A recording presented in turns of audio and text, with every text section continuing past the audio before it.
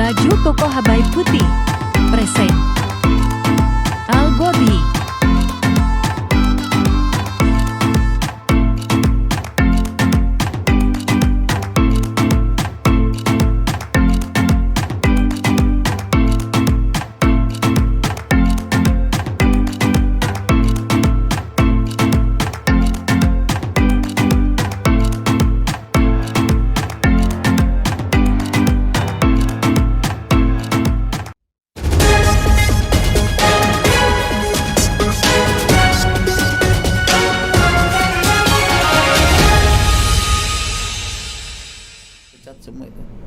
Horas kesayangan Inang, selamat malam. Kita masih bicara soal sidang Joshua tentu saja ya kan, masih berlanjut, masih belum selesai, masih ada duplik lagi nanti baru kepada tuntutan kira-kira minggu depan. Sudah ada 2 orang tamu agung yang terhormat di sini. Horas, Ito Kamarudin Simanjuntak, Talain dan Tabungan, Sulaman Poto. Iya. Jadi kan ini hari ini semakin banyak dukungan terhadap Eliezer dan juga protes terhadap tuntutan jaksa yang dianggap tidak adil, ya kan? Itu jadi movement sekarang itu. Iya. Emak-emak banyak juga ya yang datang ke Ito Kamarudin. Itu ada ribuan WA-nya itu setiap Ribuan hari. WA. Jadi emak-emak ini marah sama saya. Kenapa tuntutan buat PC sangat ringan, sedangkan buat Barada Richard Eliezer lebih berat, yaitu 12 tahun. Kebanyakan protes dari situ. Kenapa nenek-nenek tukang bohong dilindungi oleh jaksa begitu? Sedangkan Barada Richard Eliezer yang notabene dia JC. pangkat terendah sudah memilih jadi JC atau Justice Collaborator, berkata jujur melawan kebohongan itu, tetapi kok nggak dihargai, kurang lebih begitulah kulihat yang saya tangkap ya. Protes daripada masyarakat khususnya kaum mak-mak itu. Jadi ya kalau misalnya masyarakat peduli memang dengan penegak hukum, inilah momen yang tepat. Yeah. Jadi kalau presiden misalnya tidak mau mencopot jaksa agung, Jampidum atau juru bicaranya itu, yang humasnya itu, ya masyarakat menurut saya inilah momen yang tepat, entah turun ke jalan atau melakukan aksi solidaritas copot jaksa agung misalnya, supaya presiden menunjukkan wibawanya. Karena jaksa agung itu kan pilihan presiden. Jadi kalau memang mereka dianggap misalnya tidak merepresentasikan daripada keadilan versi rakyat, keadilan masyarakat, ya untuk apa mereka di situ? Kan mereka itu kan terima gaji kan dari APBN atau dari pajak rakyat. Betul. Kalau mereka tidak pro rakyat, ya mau pro siapa? Mau pro Sambo misalnya atau mau pro PC, ya rakyat harus berani bersuara, ganti kan gitu. Dan presiden itu kan dipilih oleh rakyat. Betul. Tidak ada gunanya presiden kalau tidak ada rakyat. Ada negara. Adanya presiden itu karena ada rakyat. Jadi negara itu konsepnya ada wilayah, ada pemerintahan, ada rakyat.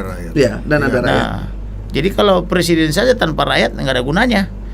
Jadi demikian juga sebaliknya. Rakyat juga memerlukan presiden.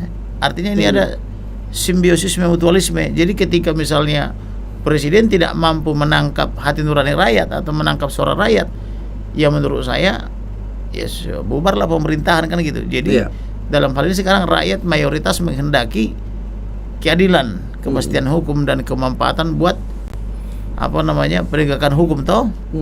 Tetapi kalau jaksa agung misalnya tidak peduli, dia lebih memilih misalnya Perdi Sambo dan PC Putri Chandrawati, tidak menangkap sinyal daripada rakyat itu ya, hati nurani rakyat, ya menurut saya diganti aja gitu loh.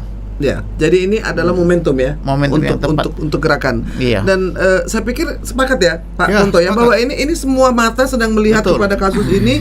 Tidak pernah ada peristiwa di Indonesia ini yang dari bulan Juli 2022 sampai Februari 2023 masih begitu besar perhatian masyarakat.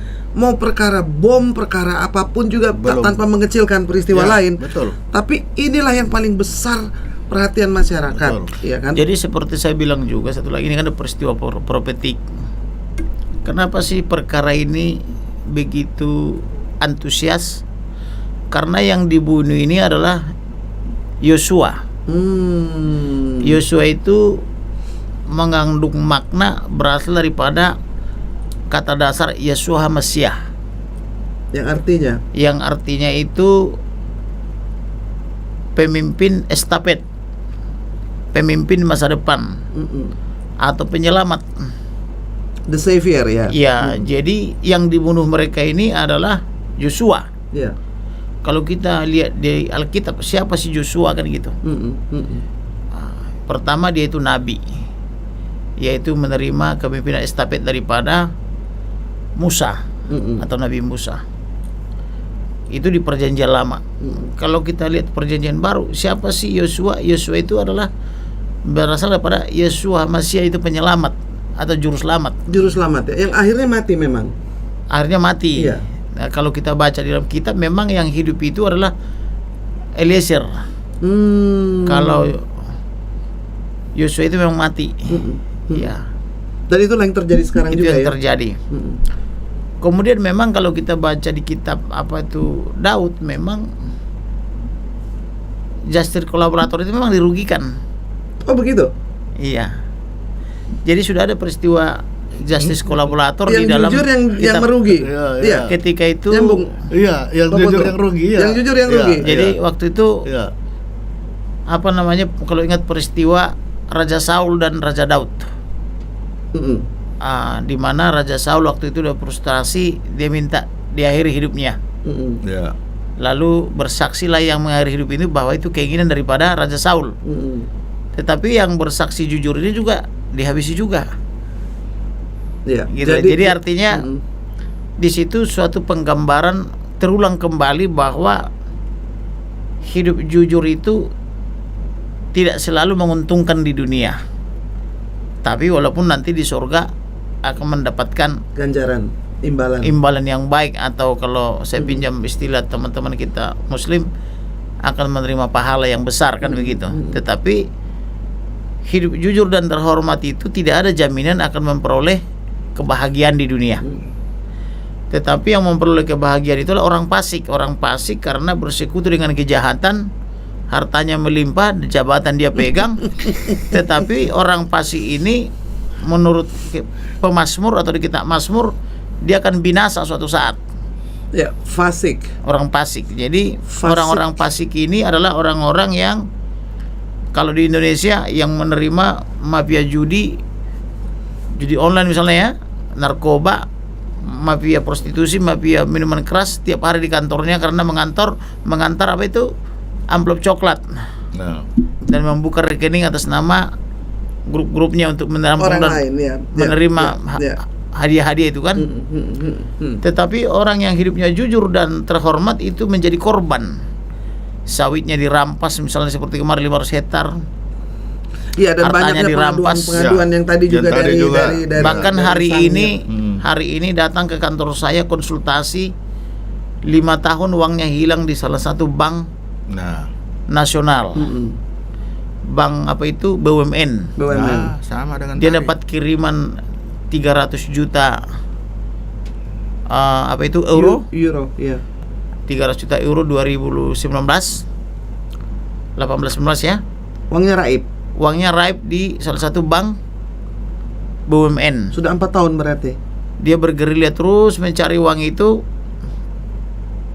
Tetapi jawaban daripada pengelola bank, ada yang bilang tidak tercatat dalam sistem. Wah, Tetapi saya periksa sweepnya dari Shanghai Bank masuk, berhasil, ya. masuk gitu ya. Iya. Tetapi di bank negara kita ini tidak tercatat dalam sistem lah. Siapa sih yang harus mencatat kan begitu? Nah, si sendernya mengirim uang, receivernya tidak terima. Kemudian tetapi dari model transaksi itu kulihat terkirim dari luar negeri. Jadi artinya mafia perbankan itu nyata. Nyata. Dan Jadi ada. nyata dan ada. Bahkan sebulan yang lalu saya diundang salah satu bankir atau pemilik salah satu bank, mantan pemilik satu bank, sudah dilikuidasi banknya oleh Badan Penyihatan Perbankan Nasional, Tetapi saya periksa bank itu masih hidup. BPPN sudah lama sekali. Iya, sudah dilikuidasi dulu urusan apa itu BLBI, tetapi sampai dengan minggu kemarin masih hidup dan dipakai uang ini untuk semacam membuka warung dalam toko atau membuka perusahaan dalam perusahaan. Jadi ini dipakai untuk merampok uang negara kita ribuan triliun. Awalnya saya Nggak percaya. tidak percaya, tapi setelah dipresentasikan di layar begitu, saya datang ke kantornya, benar gitu, apa namanya, modusnya ini terjadi.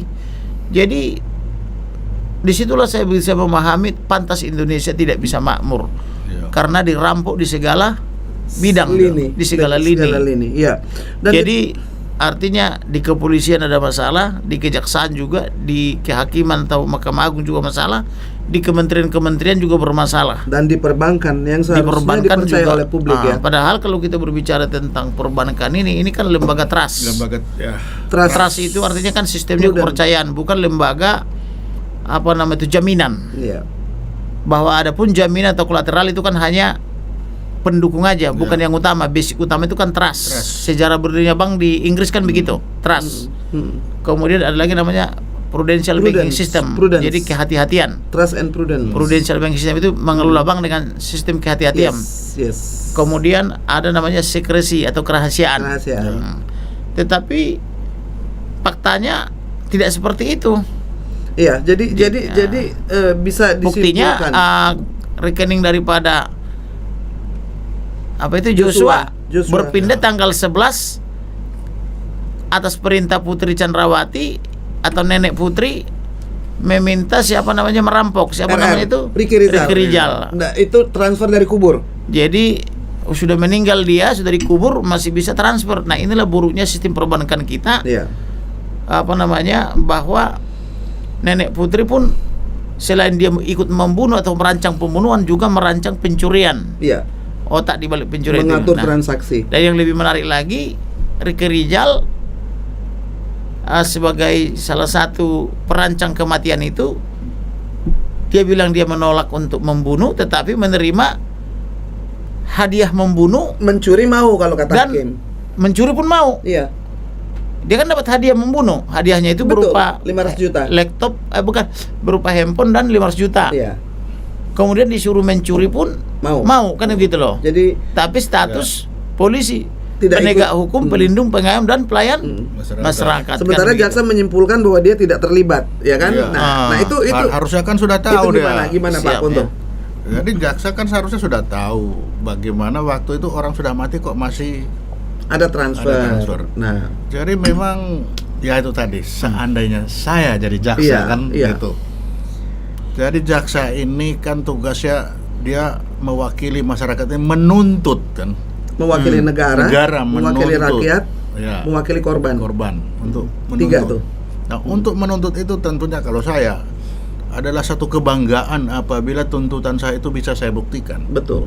Itu kan bangga bahwa kita sudah melaksanakan itu dengan baik. Itu janji jaksa agung. Itu ya. Dalam persidangan Sambo ini, jaksa kita tahu bahwa itu dipublikasikan ke seluruh dunia. Dan bukan hanya jam itu, direkam yang bisa dilihat berulang dan berulang. Setiap saat. Kan? Artinya orang ini sebenarnya diajak untuk berpikir bersama, melihat bersama, apakah yang dilakukan ini secara formal, secara material itu sudah sesuai. Itu kan? Oke, kita ikutin terus. Dari situ kita bisa melihat, senang lihat jaksa awalnya galaknya kan, gas. Wow. Tapi yang galak itu diganti Ibu Ratna itu. Ratna apa Retna itu? Erna. Erna ya, Ibu Erna. Maaf, Ibu Erna maksudnya. Itu senang lihat. Terus begitu pembacaan tuntutan, senang juga. Karena semua terbukti dan meyakinkan. Secara sah dan meyakinkan. 340. Ya, unsur-unsur 340 terbukti secara sah dan meyakinkan. Wah, ini kalau terbukti sah meyakinkan dari 3 ini tentunya paling atas kan? Maksimal bisa. Maksimal. Semua tidak ada satupun yang kurang. Tidak terbukti ya. Tidak ada yang diragukan. Kalau waktu Mirna kan ada diragukan siapa masukkan cyanida kan, Masir. Ini kan tidak ada. alat pembunuhnya ada, orang yang disuruh ada, yang menyuruh ada, pelurunya semua ada. Wah, ini maksimum. Ternyata di tengah yang diambil. Nah, pertanyaannya, mengapa kok turun di tengah? Ini Nah, kan jadi masalah. menurut Pak Ponto. Nah, kalau saya intelijen kan begitu melihat itu, saya hanya memutuskan ada indikasi kekuatan lain yang memaksakan itu turun. Baru indikasi. Tapi saya ternyata sudah tidak usah mikir indikasi, karena Pak Mahfud sudah bilang ada gerakan bawah tanah. Nah, itu. Gerilya, betul. Dan Jadi itu dari dialami. situ bisa saya simpulkan gerakan bawah tanah ini berhasil untuk menurunkan. Sukses. Kan Ya. itu aja. Karena Jadi tidak maksimal. jadi begini, ada beberapa mafia ini saya profiling. Mafia ini punya anak angkat diperistri oleh jenderal. Jadi anak angkat mafia diperistri jenderal. Bintang 1. Bintang 1, betul. Betul. Nah, kemudian mafia-mafia ini sampai sekarang tidak ada yang jadi tersangka. Bahkan pesawat yang mereka pinjamkan itu lolos begitu saja ke luar negeri. Karena KPK telah berubah jadi banci kaleng. KPK tidak melakukan tindakan apapun, padahal di situ ada gratifikasi berupa uang maupun pesawat. Sayang KPK sekali lagi sudah jadi banci kaleng, nggak bisa apa-apa. Sudah beberapa kasus triliunan saya laporkan di situ nggak dikerjakan juga. Nah, bahkan kasus triliunan ini saya minta diusut oleh salah satu berpangkat bintang 3. Saya antara sedih dan bahagia mendengar jawabannya. Mohon maaf Bang, saya tidak dianggap di sini karena Bintang saya 3 itu. Coba saya ulang ya. Mohon maaf Bang, saya tidak dianggap di sini karena saya tidak punya kuasa untuk mindah-mindahin. Jadi perintah saya tidak Tidak dilaksanakan oleh Direktur Tipikor. Awalnya saya kesal, tapi setelah saya ulang-ulang jawaban itu, bahagia juga saya, artinya ada kejujuran. Kejujurannya memang Betapa sistem itu sudah betapa rusaknya Indonesia ini sehingga bintang 3 pun orang nomor 3 di lembaga itu tidak dianggap. Kebetulan memang saya sudah pernah mendengar hal yang seperti itu setahun sebelumnya dari seorang Irwasum. Ketika ada masalah dan saya minta kepada, saya manggil dia abang, Bang, bantu beres kali ini. Mohon maaf Bang, saya di sini cuma pekerja. Ini bukan kapling saya katanya. Jadi ada Padahal kapling-kapling. jabatan Irwasum itu menurut saya mengawasi semuanya. inilah yang mengontrol nyawa daripada organisasi itu menurut saya. Betul. Karena dia pengawasan umum. inspektur pengawas umum yang melakukan wasrik, pengawasan dan pemeriksaan. Tapi ketika dia bilang mohon maaf Bang ke saya di sini bukan siapa-siapa dan ini bukan kapling saya. Wah. Jadi Gimana kapling-kapling itu? Bintang 3. Jadi diulang lagi tahun ini oleh bintang 3 juga yang lain. Maka saya awalnya memang sedih, tetapi akhirnya saya pahami Itulah keadaan yang bahwa sebenarnya. memang betapa kuatnya mafia mengontrol negara ini, sehingga bintang 3 kita pun tak berdaya. Itu makanya selalu saya berujar, bukannya main-main, walaupun banyak yang bilang saya berseluruh. Kalau saya jadi presiden, target utama saya adalah memberangus mafia. Dan Nomor terserah kalian masyarakat Indonesia, saudara-saudara saya sebangsa tanah air, kalian mau pilih saya silakan. Tapi kalau saya jadi presiden RI, target utama saya harus saya berangus mafia. Semua harta mafia akan saya rampas atas nama negara, bagikan ke rakyat miskin. Minimal 2 hektar 1 orang, dengan catatan dikelola tanah ini dan tidak boleh jual selama 25 tahun. Land Di reform itu sertifikatnya. ya, betul. Land reform itu namanya. Jadi bukan betul. lagi land reform tapi revolusi. Revolusi pertanahan. Karena kulihat negara ini rusak sejak dari awal adalah karena peran mafia. Apa gitu mafia judi, mafia narkoba, mafia prostitusi, Sampai ke mafia minyak goreng. mafia tanah, mafia semua serba dimafiain. Dan mafia ini lebih berharga di mata pejabat ketimbang advokat. Lebih Jujur, takut Pak, kepada lebih mafia berharga. daripada advokat. Ya. Kalau mafia datang menghadap Kapolda misalnya, menghadap Dir, itu pintunya langsung terbuka. Kalau advokat Karena mafia itu Bawa upeti. membawa apa namanya itu remah-remah. remah-remah. Jadi saat 99% diambil mafia, 1% diberikan Bagi-bagi. kepada para pejabat yang berwenang untuk melakukan yang bertentangan dengan kewajibannya. Tapi kalau Kamarudin Simanjuntak datang, izin Pak mau ketemu Dir. Udah dilihat CCTV ya, ini orangnya kritis nih. Ini Nggak ada remahnya Nggak ada pula. remah-remahnya pula Nggak nih. ada remahnya. langsung diperintahkan sekretaris ke Kasubdit aja. Diturunkan. Kasubdit pun ke Kanit aja. Mm-mm. Kanit pun ogah-ogahan terima saya karena kenapa ini cuma kebagian kritiknya. Mm-mm. Malah hari ini saya tegur salah satu perwira di Bareskrim. Mm-mm. Karena ada klien saya datang ke kantor tadi pagi, Pak izin bang katanya mau konsultasi apa bang? Saya diminta mencabut kuasa dari abang. Lu kenapa? Emang boleh? Sebentar Menganjurkan dulu, seperti sebentar itu? dulu. Ada apa? Yang menganjurkan ini pangkatnya AKP dari apa itu akademi, bukan Akpol. reguler. Ya. Akpol. Akpol. Jadi memang yang akademi ini saya tegur sekitar 2 minggu lalu. Saya tegur begini, sudah 6 bulan orang melapor, status perkaranya lidik terus, lidik. Tidak pernah naik, tidak pernah naik. Sedangkan ini pelapor ini sudah rugi, barangnya terus dirampok tiap hari dari gudangnya. Seperti yang Jadi saya tanya, Bertahun-tahun. apa tanggung jawab kau sebagai anggota Polri? 6 bulan dia melapor, kau bikin lidik terus. Sedangkan saya hanya butuh waktu 10 menit memahami perkaranya. Kau 6 bulan gak bisa apa-apa. Saya bilang itu. Iya bang, sama. Saya juga 10 menit juga udah saya pahami. Loh, kalau kau udah paham 10 menit, apa tindakan kau? Apa tindakan kepolisian? Saya bilang. Lalu mungkin dia tersinggung atau bagaimana? Karena saya tegur atasannya juga supaya mereka melakukan tindakan. Lalu saya dapat informasi dalam minggu ini bahwa sudah gelar dan sudah sidik. Tetapi sudah gelar dan sudah sidik, administrasi penyidikan belum turun. Lalu klien saya ini dipanggil ke Bareskrim supaya kami bebas bermain bang, cabutlah kuasanya Luar biasa. dari Kamarudin Simanjuntak. Dihasut kliennya. Dihasut klien saya. Lalu saya bilang tadi pagi, you mau cabut mau tidak cabut itu hakmu, tapi apa dasarnya mau dicabut? Bukankah kamu diuntungkan dengan saya kritik mereka?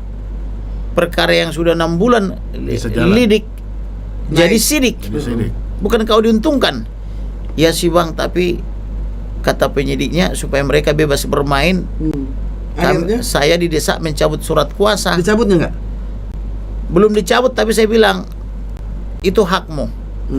Cabut kuasa juga boleh, itu hakmu.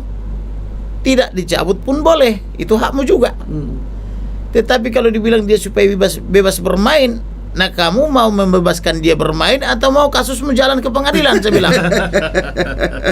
Kau pikir-pikirlah. Sendirilah itu. Kebetulan honorku baru dibayar sedikit, baru 20%. Karena dia cicil toh. Jadi itu hakmu. Dan memang dari dulu memang selalu begitu. Kalau ada pengacara yang benar macam saya, selalu dihasut kliennya. Kalau pakai Kamarudin, perkaranya akan sulit. Tapi kalau pakai yang kooperatif, pengacaranya, artinya Bisa diatur. yang berbagi remah-remahnya ya, yang membebaskan bermain ya, itu yang mereka inginkan. Jadi itu tergantung kepada kamu, saya bilang. Maka segera setelah itu saya angkat telepon. Saya telepon atasan daripada si AKP ini. Bang, udah sampai mana perkara? Saya bilang, iya bang, baru gelar sudah naik sidik. Tinggal administrasi penyidikan belum turun, masih dipersiapkan. Oke. Terus kenapa klien saya dihasut untuk mencabut kuasa dari saya? Langsung ditanya. Saya kan ngomong gitu. Saya Iya, kan benar, mana ada, benar. saya kan dari dulu mana ada remnya. Iya. Saya kan kontan saya. Begitu datang begitu pula keluar. Makanya kata siapa itu Ustadz Abdul Somad apa yang masuk seperti itu juga yang keluar kan gitu. Iya kan? Maka saya katakan begitu. Betul. Jadi makanya nggak ada beban di sini. Nggak ada beban. Kosong. Jadi Kosong. dia Keluarin. bilang, ya kalau jadi sahabatku ini yang kompol ini bilang begini. Ya kalau menurut saya bang, masing-masing melaksanakan tupoksinya lah kan begitu. Aku sih tahu hati dia, makanya langsung kutegur dia. Tegur itu bang anak buahnya bang. Masa dia hasut klien saya cabut kuasa, saya bilang, supaya dia bebas bermain, saya bilang. Emang itu Barreskrim buat bermain, saya bilang gitu. Iya, jadi itu nyata ya. Itu nyata. Jadi dari dulu begitu, selalu dihasut klien ini jangan pakai Kamarudin. Karena pakai Kamarudin itu kita dikritik terus. Iya. Kan begitu. Jadi kemarin juga kan kita kan ketemu Menko Polhukam, masih ingat, ya kan? Iya. Belum ada. Baru kok udah satu ada hari. 24 jam belum? Sekitar 24 jam ya. Nah, 24 jam. di situ saya laporkan kepada Menko Polhukam betapa rusaknya sistem hukum sekarang ini. Di era reformasi khususnya era Jokowi ini. Nah, itu Lalu sepakat. saya bilang sama dia, abang itu profesor doktor di bidang hukum. Jangan biarkan rusak hukum di tanganmu karena Ya. Menko Polhukam Menko sekarang. Abang loh itu beliau. Iya. Menko Polhukam profesor doktor hukum. Apapun risikonya, abang di depan kami dukung. Terserah mau kami dukung dari depan, dari belakang, dari Dari samping. samping, dari atas, dari bawah ya. Betul. Pokoknya kami dukung. Jangan biarkan Indonesia rusak demi NKRI. Jadi saya bawalah contoh-contoh ke hadapan Menko Polhukam. Kalau saya nggak suka berteori, ini contohnya nih, ini istri Dirut Taspen yang ada 300T dikelola, tapi yang menikmati perempuan-perempuan yang bukan muhrimnya, istri-istri orang lain. Nanti kita podcast soal Nah, itu. Itu kemudian saya kasih lagi contoh nih Ibu Yulia, 500 triliun rumahnya 8 500 unit. miliar. 500 miliar, sorry. 500 miliar rumahnya untuk 8 unit berpindah Secara goib, secara goib. Ya. Aktenya dibuat orang mati, palsu semua, surat kuasa jual, KTP palsu. PPJB, pengikatan jual beli jual, pengikatan KJB. jual beli palsu, KTP palsu, akte jual beli palsu, perpindahan palsu sertifikatnya, Notaris pun palsu. notarisnya pun karena sudah mati palsu. Almarhum. Tapi dilapor ke polisi, datang Dirkrimum Polda Metro Jaya mengatakan belum ditemukan tindak pidananya. Jadi maaf profesor, aku ini lulusan terbaik dari fakultas. Saya Sampai bilang gitu. nanya. Ini depan dia, di depan Iya, si iya, si sampai Irman nih. nanya. Saya ini lulusan terbaik dari fakultas, tapi belum sampai ilmuku di Polda Metro Jaya ini. Karena Pemalsuan begini tidak ada karena tindak pidana. akte orang mati pun dibilang bukan tindak pidana. Sudah mati notarisnya bikin akte baru. Sudah mati bikin akte baru. Hidup kembali orang mati ini. Mungkin dia Arwahnya. itu coba dicek. Tetapi matinya pasti hari Jumat tetapi itu. menurut Karena pada hari yang ketiga bangkit tetapi kembali dan menurut membuat ini Kombes ini, baru. Iya betul. tetapi menurut Kombes Dirkrimum Polda Metro Jaya ini tidak ditemukan peristiwa pidananya. Nah, Demikian tadi siapa ini si istri Dirut Taspen ini? Kita lihat di video itu keluar masuk alat kelaminnya itu. Itu betulan. itu Iya, Video ada porno. videonya ribuan udah saya suruh oleh ahli IT saya di download. Tetapi dilapor Dirtipidum Polri. Jawabannya belum ditemukan peristiwa pidananya. Loh apa sih peristiwa pidana? Pak Profesor saya bilang. itu sepertinya Nanya, penyakit yang itu tidak ditemukan kasus pidana karena terjadi sama Melvin juga kan sama Jadi, jawabannya. Betul. Iya, Uangnya artinya- hilang dari Uangnya Bank kan Mandiri. tidak ditemukan Artinya pidana begini loh. di SP3. Kalau mafia Iya. yang melakukan kejahatan, penyidik kita atau polisi kita begitu mudah mengatakan Ya. belum ditemukan peristiwa pidananya. Di SP3. SP3. Tapi kalau mafia yang melapor kita nih, langsung sidik. tidak ada pidana jadi pidana. Contoh nih, saya Iya. dilaporkan oleh Dirut Taspen, langsung sidik. Cepat sekali. Kan dipanggil tuh. Betul, saya jadi Ini saksi sidik nih. Hmm. Jadi lidiknya cuma seminggu kemudian langsung sidik. Saya ketawa, bawa ke pengadilan ya. Malah saya tantang terus penyidiknya, bawa ke pengadilan. Tapi penyidiknya sambil saya ledek. Ada aja Tuhan itu baik. Tiba-tiba saya dapat semacam TikTok atau iklan dari kuku apa itu? Yang itu yang Yang kutek-kutek itu. Iya. Ada si kuku direktur Taspen apa itu ini. salon Manicure. kuku, manicure kuku. Manicure. Jadi si perempuan goib ini yang dinikahi secara goib ini ditiktokin sama pemilik apa itu? Salon itu. Tiba-tiba datang laki-laki si botak. Diciumkannya bibirnya si perempuan itu. Dan dibilangnya oleh si pemilik salon itu suami istri. Loh, saya katakan ini suami istri berdasarkan goib, dia keberatan, dibilang saya menyebar hoax, dilapor ke Polri. Tahu-tahu tiba-tiba Tuhan kirimkan ke handphone saya TikTok itu. Maka saya kirim ke penyidiknya. Lihat tuh, Elohim itu sangat baik. Penyidik inisial penyidik nama si R. Si R titik tok, R titik tok. Nah, kau lihat kan betapa baiknya Tuhan Elohim itu, langsung terbukti dia cium bibir wanita itu di TikTok ini, saya bilang gitu, dan disebut sebagai suami istri. Sambil dia bawa kue tuh, udah lihat tuh? Ulang tahun. Tadi ulang tahun, kan? Udah lihat kan video yang aku kirim itu kan? Kan harus saya kirim. Apa kata penyidiknya? Iya bang, tapi kan masih ada unsur lain. Unsur apa lagi? Yang 200 juta per hari udah saya kasih buktinya, saya bilang gitu. Yang video porno udah saya kasih. Unsur apa lagi? Saya bilang gitu. Cepat kali kau bikin penyidikan itu. Limpah ke pengadilan. Saya orangnya nggak bisa ditantang-tantang, saya bilang gitu. Gitu. Dan itu sudah dipanggil toh kemarin sore. Sudah. Jadi seperti itu. Tapi kalau mafia ini yang melapor cepat. Tapi kalau kita lapor mafia, biarpun aktenya dibuat orang mati, direkturnya begitu mudah membuat suatu SP2 lit, belum ditemukan peristiwa pidananya. Loh kok orang mati bisa bikin surat kuasa jual, PPJB palsu, akte jual beli palsu, KTP palsu, notaris palsu, peralihan sertifikat palsu, tapi tidak ada pidana. Surat kawin palsu. Tapi atas semua kepalsuan ini tidak ada pidana. Belum dilakukan pemeriksaan oleh penyidik, langsung Direktur Polda Metro Jaya, Direktur Kriminal Polda Metro Jaya berpangkat kombes kirim surat ke saya, belum ditemukan peristiwa pidananya. Loh, saya tanya kepada Profesor Dr. Mahfud MD, Pak, aku ini lulusan terbaik dari fakultas, tapi aku kayaknya jadi bodoh. Apa sih Pak peristiwa pidana? Saya bilang gitu.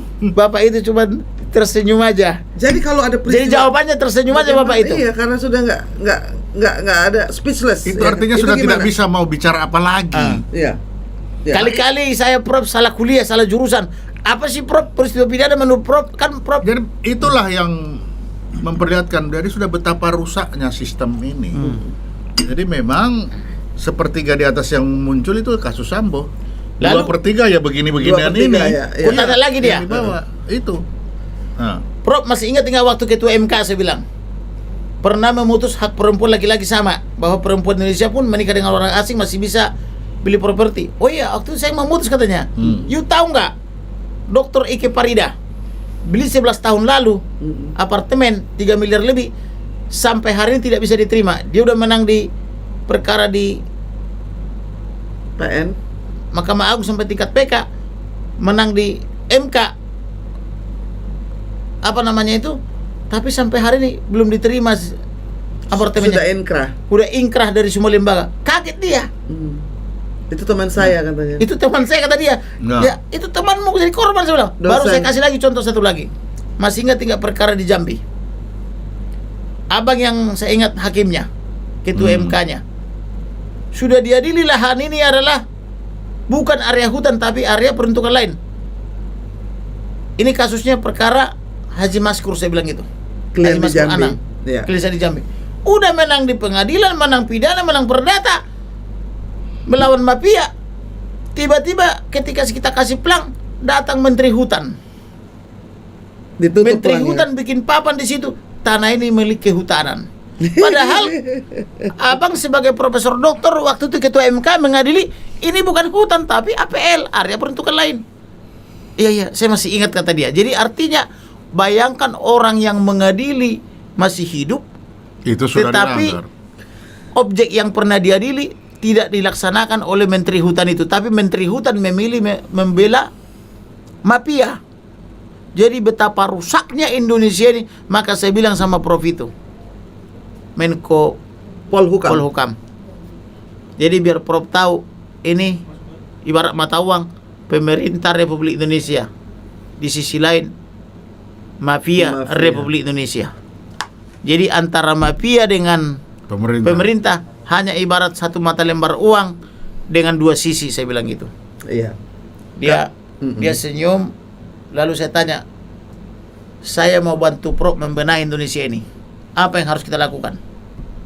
Lalu dia jawab, memang tidak bisa secara parsial-parsial seperti ini, karena ini Harus struktural. Menko Polhukam, Iya. jadi artinya tidak kasuistis. Nah, kita pikirkanlah coba kira-kira suatu sistem. Iya. Maka saya bilang, saya siap membantu, karena saya tidak sudi dan tidak rela Negeri Indonesia ini hancur. dikuasai mafia. Kalau memang abang harus kita calonkan presiden 2024, kita cari pasangannya siapa, saya siap untuk itu, saya bilang gitu. Tapi jangan Indonesia hancur, saya bilang Iya. begitu sama dia. Itu dengar Dengar. Ada. malah saya disindir begini, presiden taksi kali banget ya. Enggak, saya sungguh-sungguh saya bilang, karena saya tidak sudi Indonesia ini hancur seperti ini. Masa perkara tindak pidana pemalsuan sebegitu nyata, tapi Direktur Pidana Umum mengatakan belum ditemukan peristiwa pidananya. Nah, Lalu kemana siapa orang melapor? itu yang menjadi yang banyak pertanyaan. sekarang. Jadi kalau polisi nakal, polisi membela mafia, kepada siapa melapor ya kan? Kompolnas Kita tidak sebut mereka berfungsi. melakukan praktek mafia, sakit hati. Saya dilapor pagi, siang, sore, malam. Kamarudin katanya dilapor pagi, dilapor siang, dilapor malam karena menyebut mereka mengabdi pada mafia yang rekeningnya gendut, yang uangnya puluhan miliar, ratusan miliar sampai triliunan. Tetapi omongan saya dipelintir seolah-olah semua kan gitu. Dilaporlah saya pagi, dilapor siang, dilapor sore. Jadi dikondisikan dilapor di seluruh Indonesia. Tetapi ajaibnya dia tidak tahu Elohim begitu dekat sama saya. Dilapor saya sama orang Papua pertama kali yang mengatasnamakan Papua. Seorang kombes pol dari Papua langsung tertangkap lagi mafia-mafian di hotel bersama wanita itu yang narkoba tau. Jadi saya bilang jangan kau lawan Elohim. Malu kau nanti, saya bilang gitu. Iya betul. Ada yang melapor saya di Rut Tasben, langsung dipermalukan. Teman saya ahli IT mendownload video pornografinya, ditaruh di dalam apa itu? harddisk. Harddisk.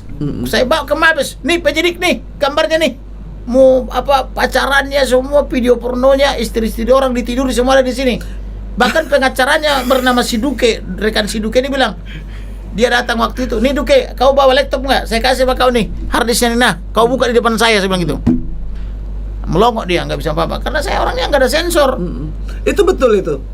Ya. 6.000 tuh ada yang 1 menit, ada yang 30 detik gitu. Saya memang nggak ada waktu melihat satu persatu. Iya, jadi bilang aja 6.000 gitu. Jadi bukan ahli IT, saya bilang berapa jumlah video pornonya? 6.000 kata dia. Oke, kalau begitu bikin 2 versi, saya bilang itu. Satu yang utuh, satu sampel. Sampel aja dengan wanita ini, wanita itu. Bikin sampelnya. Jadi aku cukup lihat sampelnya aja. Jadi kulihat sampelnya ya, kulihat si Diruti itu, kulihat wanitanya kan. Ya berarti saya yakin bahwa ini Benar. Ada kan ranjang. Iya, lagi jongkok, lagi berdiri, lagi ngapain, lagi blowjob, semua ada di situ. Kulihat semua kok. Siapa yang ambil film itu, Abang? Dia. Oh, dia sendiri. Oh. Makanya saya bilang ini penyakit. Iya. Nah, kalau mau diperlihatkan sekarang juga ada di handphone saya. Ih, janganlah. Nah, Gibran ketawa di bawah umur. Kirim ke sini. Saya orangnya kan apa adanya. Gila. Cobalah lihat itu beremu itu sampai ketawa-ketawa gitu tulang Gibran sampai ketawa. Berapa umurmu? Aduh, udah dewasa dia. Sudah dewasa ya. Iya, tapi maksudnya orang kan banyak bertanya. Berarti kalau Kamarudin bilang ada, bukti berarti ada. Ya kan? Iya Bukan dong. bluffing, bukan bluffing. Iya, makanya Tapi begini. Aku terus kenapa aku selalu bangga pada Elohim. Setiap kali orang jahat kepada saya atau berniat jahat, langsung dikirimi bukti-bukti loh melalui orang-orangnya. Contoh dia nih, begitu dipanggil oleh Barreskrim, langsung ada yang kirim dia TikTok itu yang ciuman-ciuman dengan perempuan itu. Aku yang kirim ke itu. Enggak, ada juga dari perusahaan kuku. Iya, dari malah aku yang kirim ke itu. Aku yang kirim ke itu kok. Jadi ini suami istri lagi dikutek-kutek tangannya toh.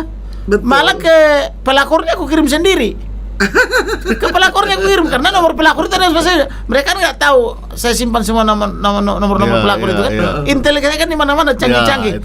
Makanya ku dengar Jokowi iri sama saya. Irinya begini, kok intelnya Kamarudin lebih hebat dari intel saya.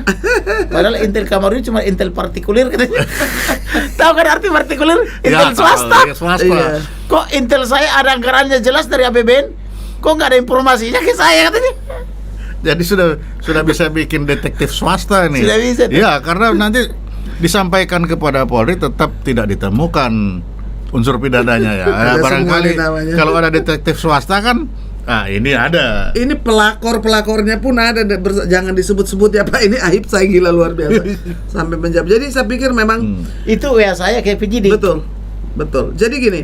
Jadi ini kan sudah terlalu bejat ya. Saya selalu bilang bahwa kalau ekosistem dari peradilan, baik dari kepolisian, kejaksaan dan kehakiman itu bejat, maka yang baik itu tidak bisa tumbuh juga, ya kan, orang-orang yang baik tidak dapat kesempatan. Sehingga ketika di mana-mana ada mafia, itu saya ingat tuh waktu mafia minyak goreng. Ya. Menterinya sampai bilang depan anggota DPR, saya tahu ini tidak baik bagi rakyat Indonesia, tapi ini memang ada mafia minyak goreng. Negara mengakui ada mafia dan negara kalah.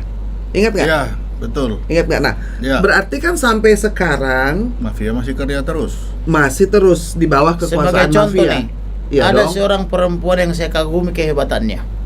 Mungkin kalian juga pernah dengar. Namanya Tri Risma. Oke. Oh. Tri Risma ini waktu di Surabaya hebat sekali. Waktu Ya. saya datang ke Surabaya, dia belum wali kota, saya udah tahu Surabaya kayak apa. Dan setelah dia jadi wali kota, Bersih. saya benar-benar kagum Ya. melihat Surabaya. Itu Betul. Semua hijau. Bersih. Ya. tabebu Jadi ya tiap bagus. kali saya ke Surabaya, yang saya puji-puji itu Tri Risma. Iya.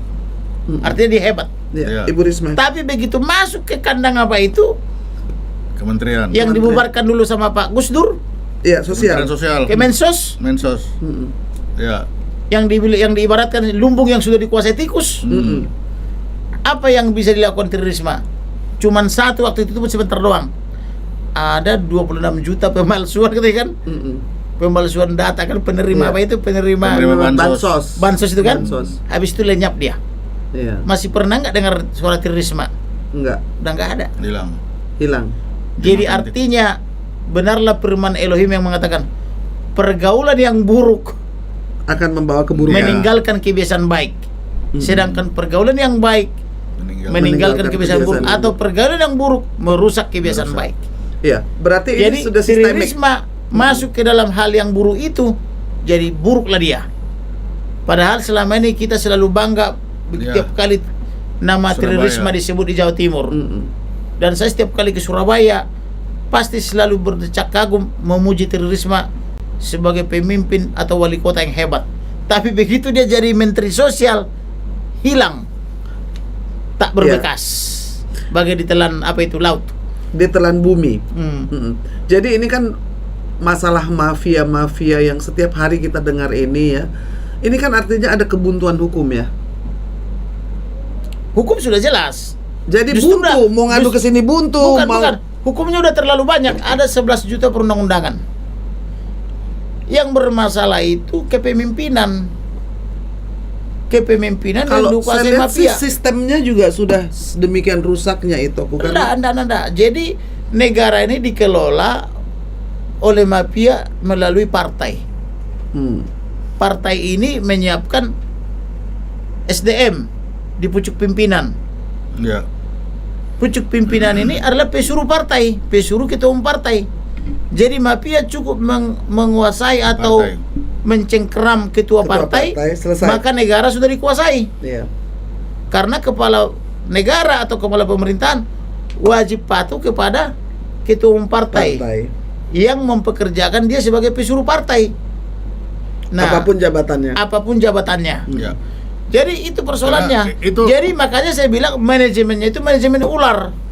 Pegang kepala, body, perut sampai ekor itu semua ngikut.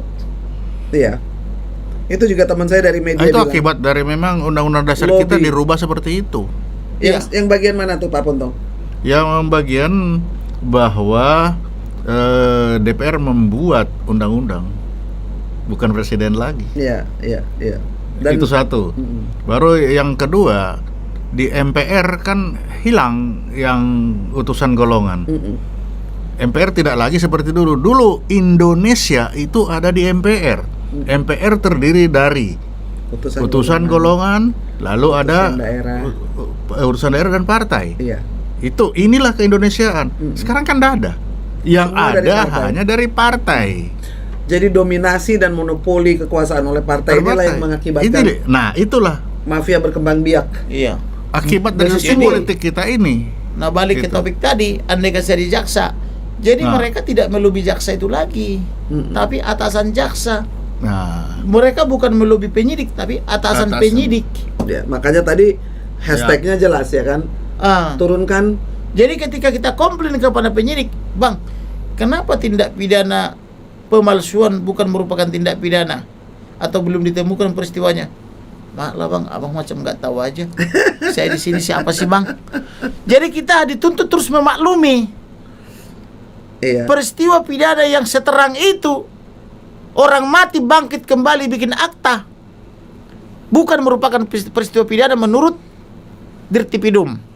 Tapi kita tanya kepada penyidik, abang macam nggak tahu aja. Emang siapa sih saya di sini bang? nah, Iya, Jadi kita dituntut iya, terus betapa rusak memaklumi sistem dan ini. memahami kan Iya, gitu. jadi artinya Nah bisa pertanyaannya, diatur semua. sampai kapan Indonesia begini? ya. Itulah yang saya bilang tadi, bahwa merusak atau menjatuhkan negara, hancurkan dari sistem hukumnya. Nah ini yang sedang Hancur terjadi, negaranya. Yang hancur sedang dengan terjadi. sendirinya. Iya. Nah ini yang terjadi. Jadi orang-orang luar itu cukup kuasai mafianya untuk memakan Indonesia ini, kan selesai. Iya. Dan Di mana ini yang sedang ketidakadilan terjadi. ada di mana-mana terasa. Saya pikir Sekarang dulunya kita udah nggak sananya jadi jaksa lagi nih. Ini Nah. cerita tentang bahwa mafia yang sudah sistemik. Sudah sistemik. Jadi mafia sebenarnya sekarang yang sudah mengendalikan negeri ini. Jadi betul yang dikatakan oleh beliau ini bahwa rebut kembali NKRI Ya, dari harus tangan merebut. mafia. Betul. Ya, Ya, karena memang kita kalau dulu merebut dari tangan Belanda, berarti sekarang slogannya harus mari rebut kembali dari tangan mafia. Mari bung rebut Rebut kembali. kembali. Ya, Gitu. memang. Iya. Tapi kalau mafianya sudah menguasai kepala-kepala parpol yang menaruh semua pejabat-pejabat itu, berarti kita harus merebutnya dari ada kepala parpol, ada kepala naga. Semuanya. Jadi seringkali datang orang ke kantor saya. Dia tunjukkanlah dia dekat dengan ketua umum partai. Karena dia dekat dengan ketua umum partai ini, tunjukkanlah ketua umum partai ini memanggil kepala atau pejabat departemen tertentu. Menteri Jadi- bisa dipanggil. Jadi ini. dia menggambarkan dengan dekatnya dia dengan ketua partai, Dia dia bisa mengontrol kepala departemen, bahkan mengontrol yang lain. Jadi akhirnya orang melobi suatu urusan itu melalui partai, sudah pasti menguasai departemen itu. ya. Betul. Betul. Itu logikanya. Paham maksudnya kan? Iya, Paham, iya, paham, paham. Paham? Karena kalau ngomong dengan anggota DPR percuma tidak bisa bikin decision, harus ke atas Atas juga. lagi. Kalau lawan DPR di-recall. juga mudah diurus. Tinggal di recall. Bukan, DPR itu ketika misalnya terjadi perdebatan sengit, maka direseskan sebentar istirahatkan sebentar. Scores. Lobby. Dilakukan lobby antar partai, antar praksi. Praksinya ini sudah ditelepon dari ketua umum partai. A ya, A katanya. Maka ketua praksi mengatakan A. Padahal yang benar B, B benar gitu kan. Ketika orang mau B, ketua tadi bilang A. Walaupun A salah. A salah. Iya. Ketua praksi bilang A sesuai pesanan ketua partai. Nah, ketika dia mengatakan B, di-recall seperti yang gue bilang tadi. Jadi sebetulnya mengontrol DPR itu sangat mudah sekarang. Tinggal pegang kepala partai, Sudah. Jadi. perintah ketua praksi, itu udah jalan. Makanya ada seorang dokter alumni saya dari UKI, karena dia selalu berkata yang benar, dia dokter dipindah dari komisi kedokteran ke komisi minyak. Tahu kan? Gak usah sebut nama. Jadi memang itu berarti Ada seorang latar belakang akademik dokter, biasa bicara tentang kedokteran, Terapi obat-obatan, minyak. iya. vaksin, tiba-tiba di komisi minyak gitu, jadi drilling gitu kan. Langsung bicara minyak angin. Benar dia minyak angin atau minyak zaitun ya kan? Minyak zaitun. Menyuburkan rambut. Mentang-mentang hujan minyak masuk angin gitu kan.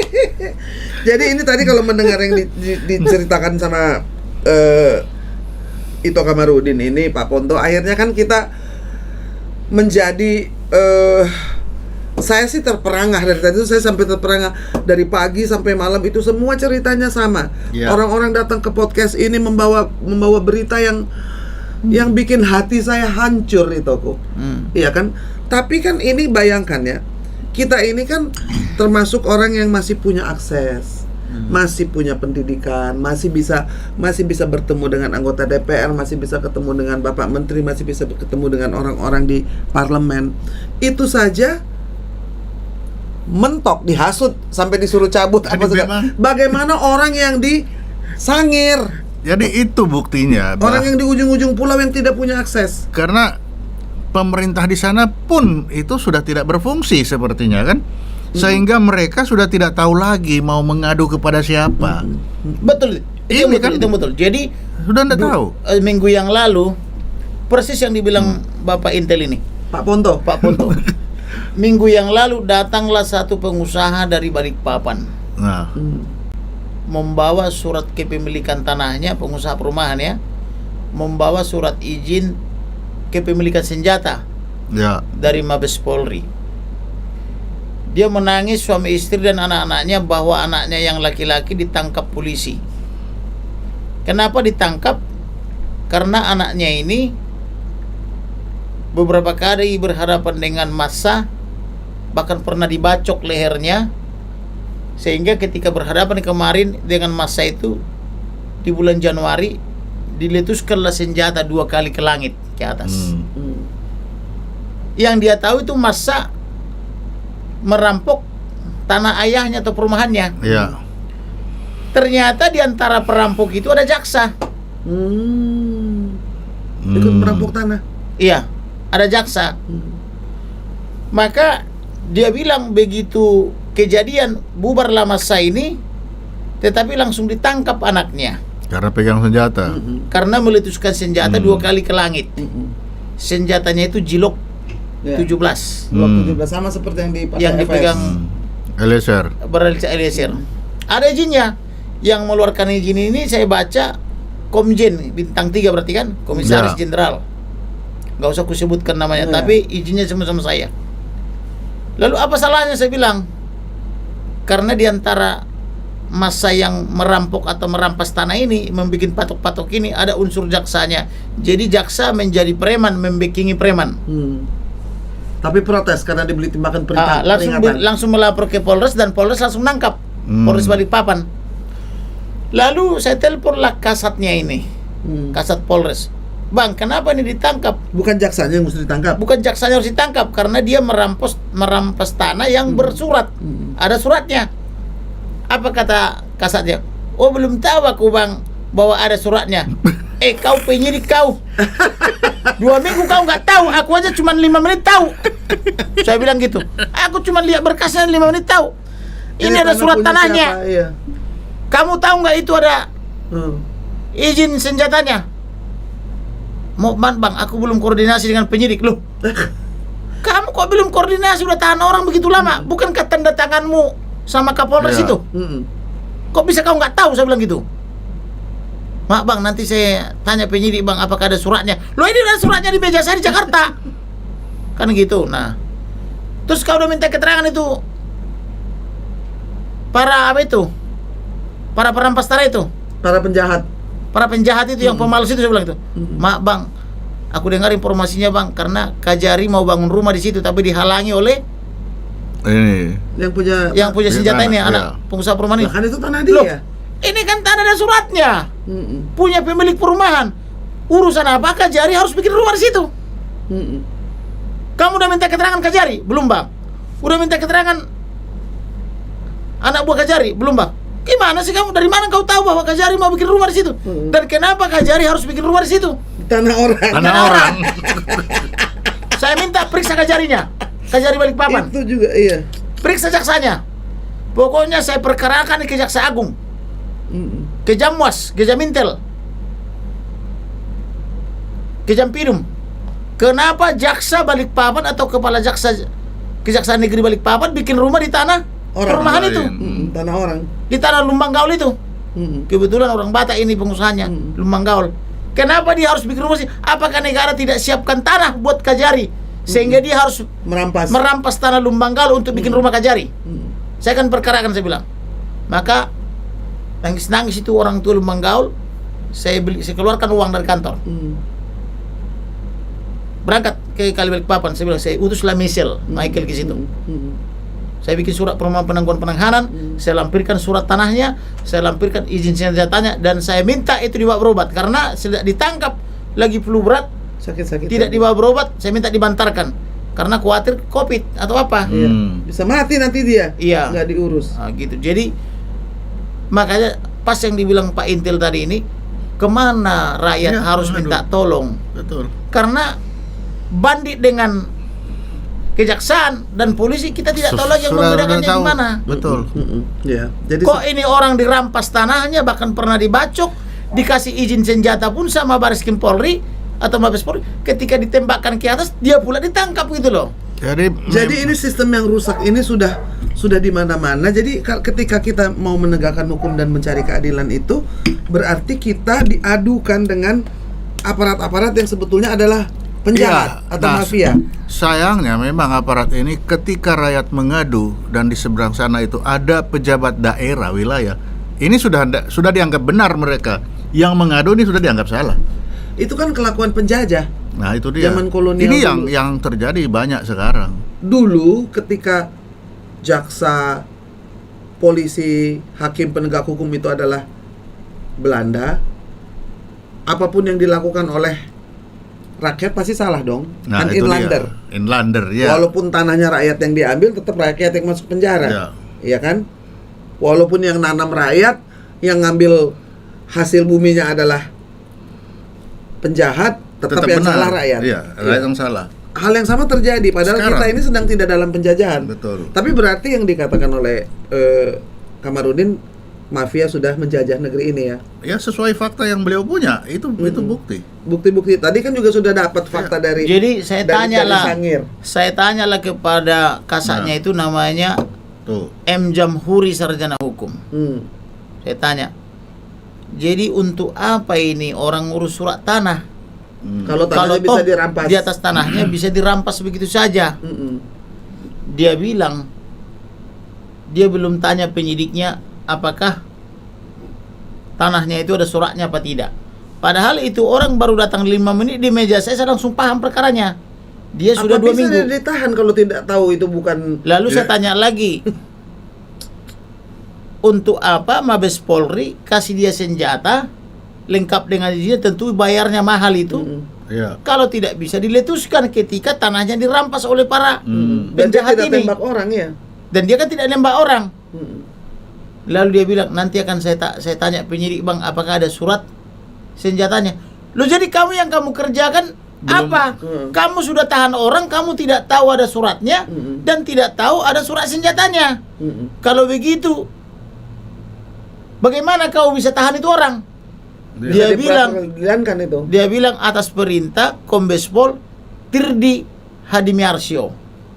Jadi Kombes Pol Tirdi Hadimiarso ini Kapolres. Jadi dia bilang dia menjalankan perintah, bukan menjalankan undang-undang. Bukan menjalankan Bayangkan. hukum atau undang-undang Maka saya lainnya. bilang, Itu pangkatnya apa, Kapolres? Kombes. Kapolres ini pangkatnya Kombes Pol. Yang diperintah? Yang diperintah ini Kasat ya Lah, Kasat Kompol. Bayangkan, Kombes si Kompol tidak bisa tidak melaksanakan itu. Betul. Bayangkan dengan Jadi- Eliezer coba kayak apa? Lalu saya tanya, Lah, siapa iya kan? nama Itu. siapa apa nama Kajari yang membangun rumah di atas rumah Lumbanggaul ini, di atas tanah Lumbanggaul ini? Dia bilang Ardiansa sarjana hukum. Oke, akan saya perkarakan Ardiansa sarjana hukum ini ke Kejagung. Ini harusnya dikasih sama kejaksaan Kenapa juga. dia harus bangun rumah atau membangun rumah di atas tanah tanah Lumbanggaul? orang. Di mana Lumbanggaul punya surat. Dan kenapa dia harus datang tidak pakai seragam jaksa tetapi membaur dengan massa, bikin patok. Ya. bikin patok. Nah, ini jadi sekalian itu di jaksa itu bahwa Kombes memerintahkan Kompol tidak bisa melawan. Bayangkan Kombes dan Kompol kan Siap. dekat sekali. Apalagi Barada. Apalagi bintang 2 dengan Barada. Barada Dengan Kan Sambo. Berarti Iya. jaksanya tahu itu soal relasi Harusnya kuasa. tahu relasi kuasa itu. Psycho hierarchy Nah. itu ada. yang saya Coba. heran, orang ini mampu menahan dengan pasal 335 orang memiliki surat tanah, memiliki surat senjata hanya karena meletuskan ke langit, sementara dia mengaku belum tahu perkaranya apa. Sudah karena perintah. Karena perintah. Nah, berarti dia tidak bisa menolak perintah kan? Bukan menegakkan Kompol hukum. tidak bisa memerintah. Makanya saya bilang, Bagaimana? undang-undang selalu kalah dengan perintah. Nah, bahkan undang-undang kalah dengan perintah. Apalagi Dan saya Eliezer yang kenapa hanya kenapa- satu sterek. Akal kalau jaksa Kenapa Kajari harus bikin rumah di atas Lubang Gaul? Dia pun tidak tahu. Apakah tidak ada tanah lain diadakan negara ini buat Kajari itu? Tapi tidak tahu langsung melaksanakan penangkapan. Langsung melaksanakan perintah. Aduh. Begitu dilapor langsung tangkap tahan. Tetapi kita sering melapor ke Polri kejahatan yang luar biasa dengan bukti lengkap. dengan bukti lengkap, tidak ditemukan peristiwa pidananya. Ini tidak ada bukti, tidak ada surat, hanya Ya, menjalankan perintah. bagaimana ya? Ketimpangan Kalau keadilan ini. negeri kita sudah sedemikian susah Iya. ininya. Jadi apalah menurut Pak Ponto nih? Karena saya ini sendiri sudah dari tadi itu sudah capek hati, capek pikiran mendengarkan keluhan ini sampai berpikir ini republik apa? Kita ini mendirikan republik ini kan cita-citanya jelas, masyarakat Kalau yang saya merdeka, menyarankan begini. berdaulat, bersatu, adil, makmur. Kalau Ini saya makanya. kalau saya menyarankan begini.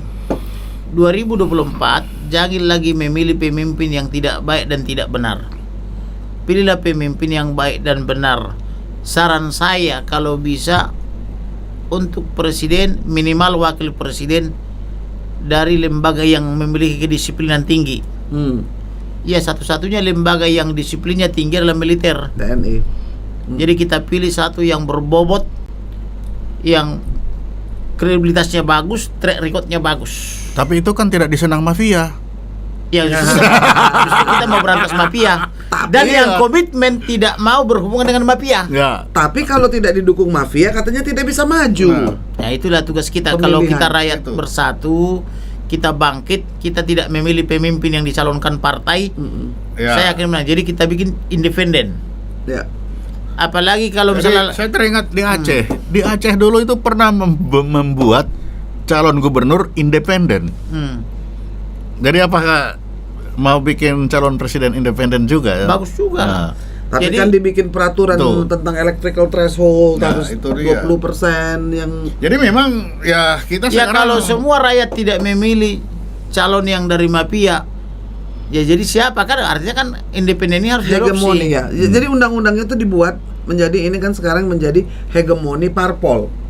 Jadi ya, coba. yang menguasai. kita bicara padahal coba judul malam ini andaikan aku seorang jaksa bisa belok sampai Bisa ke belok. jadi betapa ini sebenarnya sudah saling kait mengkait bahwa itu kalau hanya gara-gara penegakan ini udah berontok. Nah betul, ilmu intelijen itu rusakkan negara itu dari aturan perundangannya dirusakin berapa juta tadi, keberatan itu sudah. Iya. Jadi kita ini memang bicara itu. nih, jadi judulnya ini bukan itu lagi karena kalau seandainya saya jadi jaksa, saya akan membangun membangun rumah di tanah orang. Wah itu dia Tanpa- beloknya. itu tadi Pak. Karena Tadi kan kita bikin ini belum ketemu. Kenapa saya mengatakan begitu? Karena kekuasaan politik ini sangat tinggi powernya.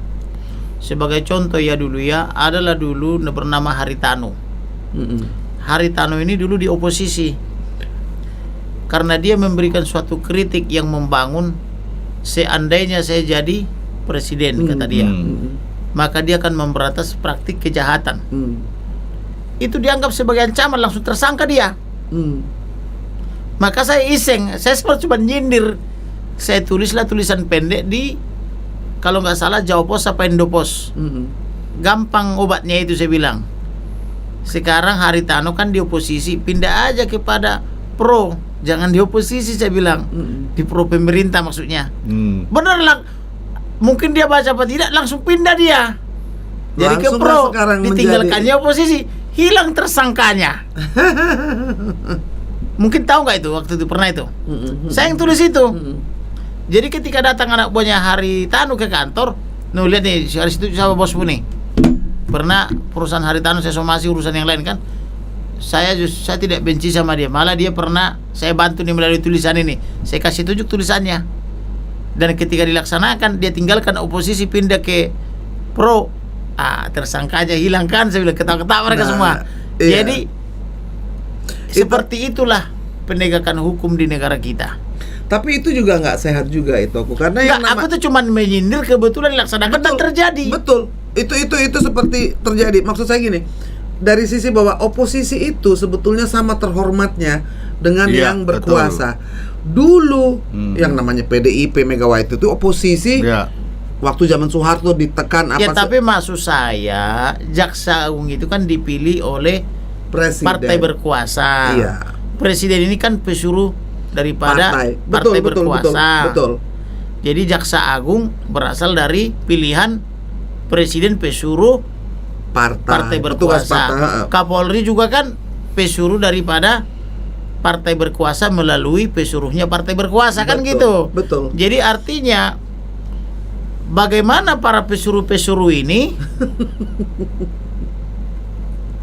melaksanakan suatu perintah bisa Yang- independen, sedangkan mereka di situ karena disuruh oleh pesuruh. Ya sama saja seperti Kompol yang disuruh Kombes untuk Makanya tangkap kan untuk tangkap orang yang punya surat tanah sama orang yang punya surat sedangkan yang senjata. menyuruh ini bergaul dengan dalam Ya. tanda petik orang-orang yang melakukan praktik mafia, kan gitu loh. Penjahat. Jadi ini adalah jangan sampai menjadi negeri para bandit, Inilah gambaran. negeri para mafia. Tapi memang Inilah gambaran ketika Indonesia. kita bilang jangan sampai, sebenarnya sudah, kalau kanker Ya, sudah tuh udah terjadi. stadium lanjut ya. Ya kan? Sudah stadium lanjut. Udah stadium lanjut. Karena saya pikir kita juga mesti mengajarkan kepada rakyat Indonesia bahwa oposisi itu terhormat, karena itu cuman giliran Balancing, aja. ya. Cuman giliran, dan ada yang balancing gitu ya kan. Dan Jadi benar. oposisi itu sebenarnya penyeimbang. Betul. Penyeimbang ya. Tetapi itu dimaknai di negara maju seperti Eropa dan Amerika. Betul, dihormati Di negara oposisi. kita oposisi Jadi itu disebut pengawas. pengkhianat. Iya. Ya. Jadi belum sampai ke Haluan Dikriminalisasi. Dikriminalisasi kan beda gitu. pendapat kawan berpikir belum sampai ya ke Jadi situ. padahal Belum perbedaan sampai. pendapat Ya. itu untuk Kawan mengasah berpikir, cara kan begitu. berpikir, Ya. mempertajam ilmu dan pengetahuan, Ya, kan begitu. betul. Harus ya. Tetapi di kita beda pendapat itu disebut Pengkhianat. pengkhianat, bahkan disebut khilafah. Kalau beda pendapat itu khilafah katanya, kan gitu. Langsung dikasih cap. Dikasih cap anti PKI. NKRI, anti. Padahal Ya. yang menuduh itulah yang sebetulnya adalah gerombolan penjahat. Berapa menit udah kita Gip? Waduh, kita mesti menyudahi jadi. Jadi sebelum disudahi artinya begini loh. Jadi memang tahu rentut kan? Ya. Ya. Rencana tuntutan itu bukan berasal dari jaksa, tetapi dari atasan jaksa. Itu sebabnya seringkali kami berperkara pidana misalnya ya, minggu depan tuntutan ya, Ya. kata hakim atau kata majelis hakim, karena sudah selesai acara pemeriksaan sampai acara pemeriksaan terdakwa. Semua sudah rampung, termasuk bukti-bukti semua sudah diperlihatkan di hadapan majelis. Datang kita minggu depan, sidang ditunda. Kenapa? Rentut belum turun dari Jaksa Agung. Kadang kita berpikir, kok rentut sampai ke Jaksa Kan ada Agung? JPU Kok sampai harus dari atas. Jaksa Agung gitu loh. Bahkan kadang 2 kali ditunda sampai ditegur hakim. Kalau nggak ada rentutnya atau tuntutan, dianggap tidak menuntut, sampai kadang begitu di situ oleh hakim. Nah, karena konsepnya jaksa itu satu, Yaitu jadi sistem sentralisasi, semua berasal dari atas. untuk perkara tertentu. Jadi demikian juga perkara Perdi Sambo dan kawan-kawan ini, saya yakin jaksanya tidak masuk angin, walaupun musim Atasnya. hujan. Karena sudah Karena minum itu tolak angin. kalaupun mereka bergerilya seperti yang dibilang oleh Menko Polhukam itu bermainnya di tataran atas. Iya. Karena apa yang dibacakan oleh sahabat-sahabatku itu jaksa itu, karena saya kenal betul jaksa yang di depan itu orang-orang hebat dan orang baik, udah lama saya kenal. Itu mereka cuma membacakan aja. Di situ kan di kejaksaan itu yang dipanggil jaksa itu, lihat ada menantu Jamintel sahabat saya, Jaminteli sahabat saya. Ketika saya dulu membuka Alkes IKTP Hambalang, saya diundang ke Kejaksaan Agung, diajak makan sampai berjam-jam di Kejaksaan Agung, karena yang saya laporkan ini kan petinggi-petinggi NKRI yang menghabisi uang IKTP Alkes Hambalang. Karena saya laporkan kepada Kejaksaan Agung, mereka tidak bisa berbuat apa-apa, maka saya diundang 2011. Diajak makan yang enak-enak di Kejaksaan Agung. Lalu mereka bilang, "Gimana sih Bang, Abang laporkan Medan Utara. Itu temboknya tembok baja, sedangkan di sini pelurunya timah," katanya. Jadi ya sudahlah, kalau memang kalian tidak mampu ya ku cari cara lain, saya bilang. Sejak saat itu kami bersahabat dengan para Jamintel, Jamos dan Jampidum ini. Bahkan sampai sekarang mereka sudah pensiun, kami masih berteman. Karena mereka mengakui terang-terangan ketidakmampuan mereka membidik petinggi-petinggi yang berkuasa saat itu. Maka akhirnya aku lapor di KPK, dan akhirnya KPK pun tidak mampu, maka saya lapor ke pegawai KPK yang temanku dari kampung, dari Siborong-borong, sekarang sudah Brigjen Pol. Saya suplai informasi, mereka tangkap, baru kami laksanakanlah itu. Dengan sandi dulu ada 3 sandi kami, Jenderal. Ping bertemu di tempat biasa. Ping tempat biasa tidak aman, bertemu alternatif kedua. Ping tempat pertama dan kedua tidak aman, maka alternatif ketiga. Biar dibawa ke Mossad atau ke KGB, Nggak akan ketemu. tidak ketemu, artinya apa? Artinya apa ya? Padahal seorang Wakasat waktu itu bintang 3 mengatakan dia minta PIN daripada BlackBerry saya, BlackBerry, BB. dengan alasan telepon saya tidak aman karena disadap 4 intelijen per hari. Disebutkan 4 intelijen itu. Jadi dia minta PIN saya curiga kok Wakasat ini minta PIN. Jangan-jangan dia juga mau nyadap saya kan gitu. Karena dia datang untuk atas nama presiden waktu itu. Biar jadi 5. Jadi untuk mengatasi penyadapan ini, saya dengan teman-temanku waktu itu dari KPK bikin sandi. Ping bertemu di tempat biasa, itu Selipi. Ping tidak aman di Selipi, alternatif kedua di hotel yang punya Kompas itu loh, yang kemarin sempat nolak. Santika. Ping tidak aman di tempat pertama dan kedua, maka di rumah. Itu sandi. Jadi dibawa ke intelijen manapun, sandi itu tidak akan ketemu, artinya apa? Itulah ketika saya bergerilya bersama mereka membongkar IKTP Alkes dan Hambalang. Itu datanya semua dari saya itu. Saya suplai ke KPK. Itu dia. Bahkan ketika digeledah gedung itu di Jalan Bunci Raya, sempat jebol 3 mobil data. Karena penyidik KPK ditabrak oleh 3 mobil ini, anak buah Nazarudin. Maka mereka berkonsultasi sama saya bagaimana cara mengepung gedung ini. Saya bilang minta sertifikatnya. Ketika diminta sertifikatnya, yang satu yang mengaku-ngaku sebagai pemilik gedung itu, dia pergi ke rumah ngambil sertifikat. Maka masuk, saya bilang masuk. Langsung saya undanglah wartawan Tempo, wartawan TV One, wartawan berbagai macam media, kepung gedung ini siang malam, supaya ketahuan siapa yang datang mengintervensi. Saya bilang, maka amallah penyidik KPK di dalamnya itu waktu itu. Saya ngontrol dari luar 3 malam, menggeledah dari lantai 1 sampai lantai 4, periksa ruang CCTV, periksa ini. Maka mereka datang. Yang biasanya abang ke sini katanya. Kenapa? Semua infomu akurat. Saya bilang ke tempat parkirnya saya nggak pernah. Tetapi kok abang bisa tahu sih semua? Itulah intelijen, saya bilang. Inilah beliau ini. Bahkan ada pimpinan mereka bilang, yang anggota Mossadnya abang, kata saya. Kenapa? Kok semua datanya akurat? Ya itulah gunanya intelijen. Jadi kita tidak perlu harus masuk ke dalam, tapi kita ngerti isinya apa, saya bilang gitu. Betul. Jadi yang tadi diusulkan sama Pak Ponto, kita boleh juga nih kalau memang aparat ini bekerjanya tidak untuk pro justisia, harus ada private investigator. Iya, itu dia. Tapi yang bisa menyaingi. karena ini Bisa sudah lewat menyaingi. waktunya, ini private investigator nih. Karena lewat waktu saya buka rahasianya. Jadi waktu itu saya rekrut bagian keuangan, saya rekrut supir, saya rekrut pegawainya, dikasih di sana 5 juta, saya kasih 10 sama saya.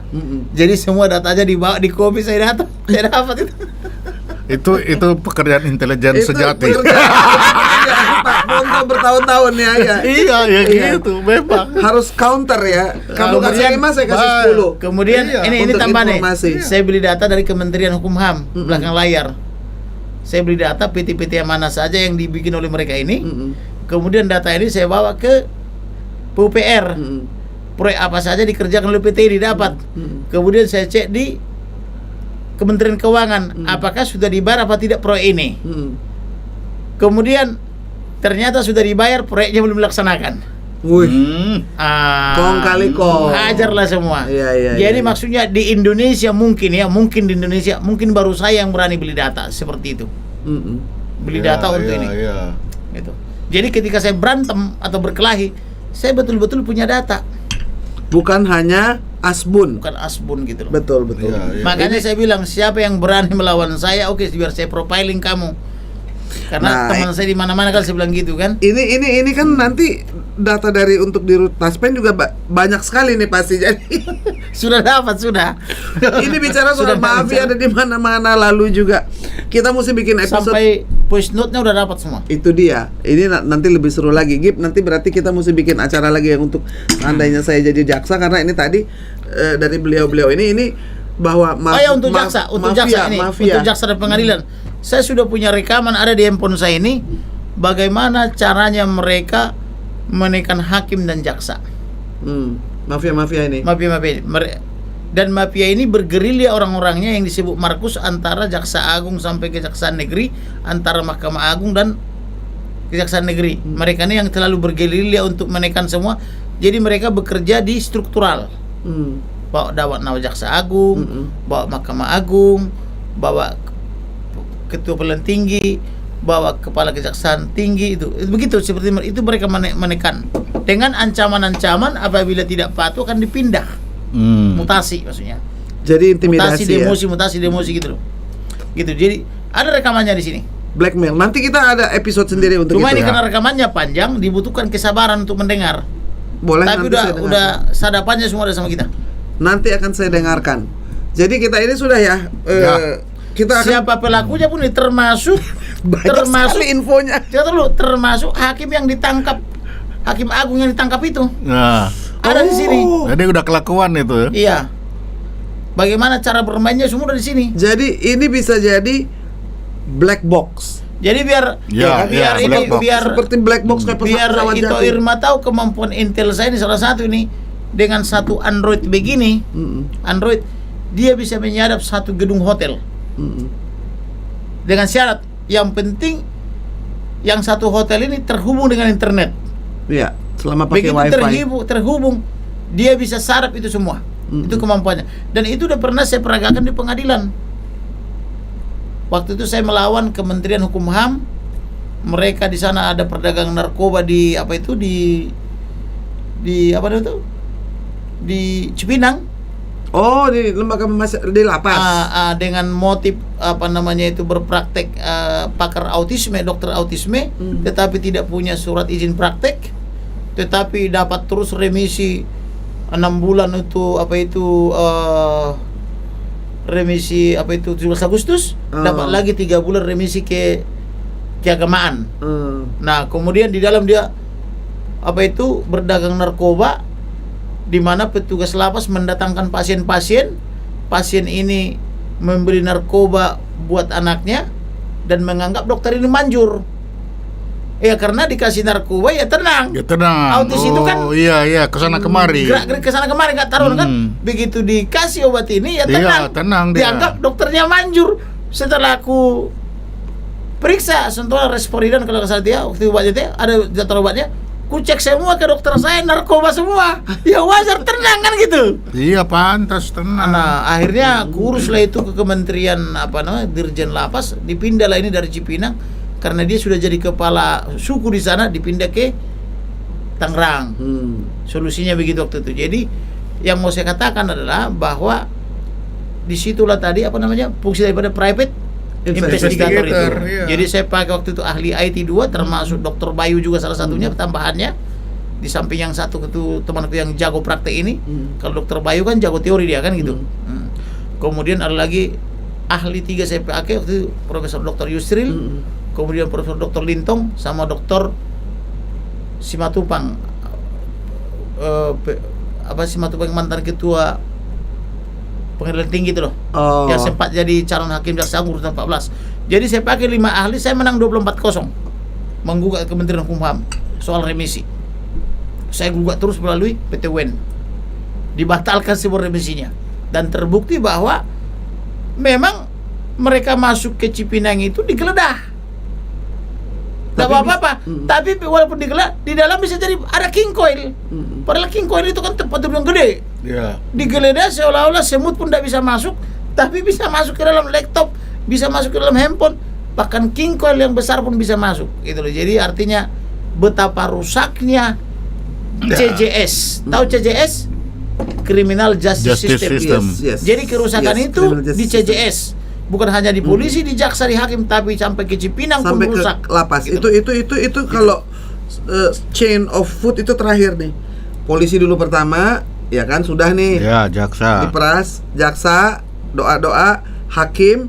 Ini udah habis nih, tinggal sisa-sisa ini di sini. Remah-remahnya di situ. Remah-remah ini di kalapas terakhir dia. Iya. Dan kalau chain of food itu dia Di ujung dia. di ujung makanya gila-gilaan di sini.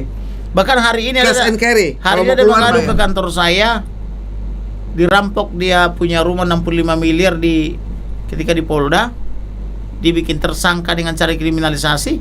Waktu dia ditahan, dia bisa video call dengan jaksa yang akan menangani dia. Video call di dalam tahanan itu, mintanya 10 M. Jadi nanti jaksa akan meringankan kamu, minta 10 M katanya. Iya makanya. Ini kesaksian hari ini, saya nggak tahu tidak kurang. Namanya John Wimin. Iya. John Wimin ini rumahnya dirampok, padahal dia beli dengan sistem perbankan. Sudah 3 kali disekolahkan uangnya sudah 3 kali disekolahkan rumahnya ke bank, 3 kali dapat pinjaman dari bank berbeda. Artinya itu pekerjaan notaris. Setelah 11 tahun, itu lagi saya investigasi sekarang dengan private investigator tadi. Tiba-tiba ditangkap polisi. Kamu beli rumah dari orang mati katanya. 11 tahun lalu. Loh, saya mana tahu tuh mati. Saya belinya dari Bang. orang yang menjual di hadapan notaris bank, pembiayaan oleh bank. Harusnya tugas bank yang lebih teliti. Betul. Bahkan habis dari bank ini sekolah lagi bank ini, habis dari bank ini sekolah lagi bank lain. Jadi 3 kali bank. Masa 3 kali salah? Ini udah 1 bulan saya investigasi nih. Nah, besok rencana lapor. Nah, ternyata karena ditahan tersangka dia masih kuat. Tiba-tiba istrinya dijadikan tersangka pula TPPU karena ada aliran uang dari suami ke istri. Waktu itu sebelum saya jadi pengacaranya, memangnya para suami aliran uangnya kemana sih? Kalau bukan ke istri. Kalau bukan ke istri, Masa mau ke TPPU. siapa yang Jadi gara-gara mengalir uang dari suami ke istri, Ya, dibilangnya itu wajar lah. TPPU. Nah, begitu istri jadi tersangka, menyerahlah dia. Untuk apa sih cari duit banyak-banyak? Toh saya di penjara, istriku di penjara lebih lama lagi, 20 Jahat tahun. sekali. TPPU kan 20 tahun. Bayiku di rumah. Jahat. Akhirnya dibikinlah hibah di Polda Metro Jaya di ruang Subdit 1 Kamnek Unit 5. Subdit 1 Kamnek Unit 5. Dihibahkanlah rumah daripada si John Wimin ini kepada polisi dan kawan-kawan. Namanya Susan. Pelapornya ini Susan. Maka setelah dia pulang sama istrinya, awalnya dia seperti nerima, tapi tiap jam 1 jam 2 malam dia terbangun kaget seperti trauma. Maka begitu terpenjara Perdi Sambo dan kawan-kawan, termasuk wakilnya Jerry Siagian, dia datang mencari saya, menyampaikan ucapan terima kasih. Kau berterima kasih apa? Saya bilang, kau siapa? Dia bilang, terima kasih Pak, Bapak telah melampiaskan dendam kami. Dendam apa? Teraniaya dia. Kami Pak tahun 2020-2021 dipenjarakan karena beli rumah 2010, 11 tahun lalu. Katanya kami beli dari orang mati, padahal melalui mekanisme bank. Disebutkan banknya CIMB Niaga. Notarisnya notaris bank. Gak mungkin lah. Kemudian habis dari CIMB Niaga bank, pinjam lagi dari bank lain dengan sertifikat yang sama.